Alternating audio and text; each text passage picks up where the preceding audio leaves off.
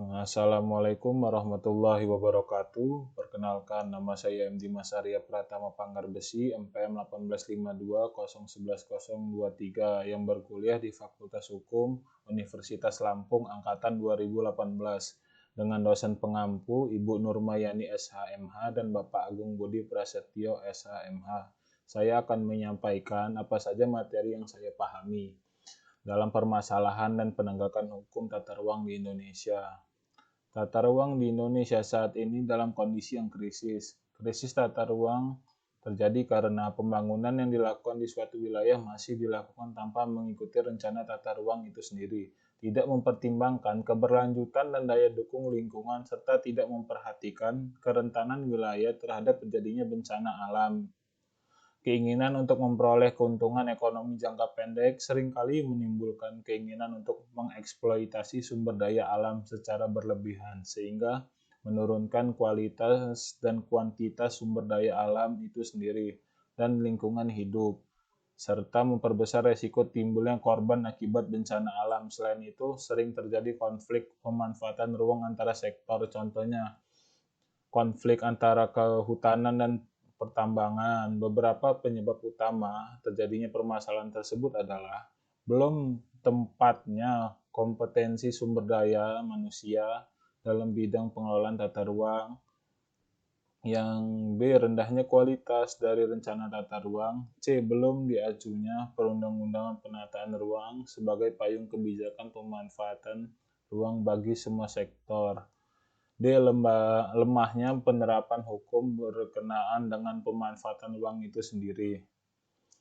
Persoalan utama yang dilanggar tata ruang di Indonesia adalah karena penegakan hukumnya yang lemah.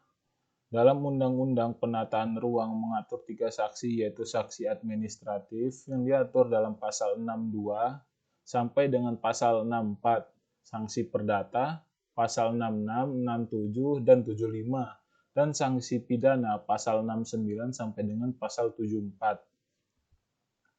Sanksi pidana yang diatur dalam pasal 69 sampai dengan 71 ditunjukkan pada perilaku yang melanggar kewajiban yang diatur dalam pasal 61, yaitu menaati rencana tata ruang yang telah ditetapkan, memanfaatkan ruang sesuai dengan izin pemanfaatan ruang dari penjabat yang berwenang, mematuhi ketentuan yang ditetapkan dalam izin pemanfaatan ruang, memberi akses terhadap kawasan yang oleh ketentuan peraturan undang-undang yang dinyatakan milik umum. Namun demikian, pasal 62 dan pasal 63 memberikan sanksi administratif terhadap perilaku serupa, sehingga dalam pasal penerapan akan menimbulkan kerancuan terkait sanksi yang akan diberikan.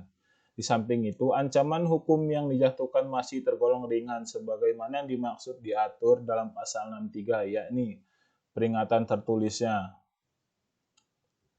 penghentian sementara kegiatan, penghentian sementara pelayanan umum, penutupan lokasi, pencabutan izin, pembatalan izin, pembongkaran bangunan, pemulihan fungsi ruang, dan denda administratif. Sebagai kesimpulan yang saya pahami, penataan ruang di Indonesia belum optimal untuk menjadi instrumen keterpaduan program dan yang mendorong terrealisasikannya pembangunan dan efektivitas dan efisien. Penataan ruang belum sepenuhnya layak dijadikan instrumen yang mampu menjawab isu-isu dalam permasalahan pembangunan wilayah dan kota.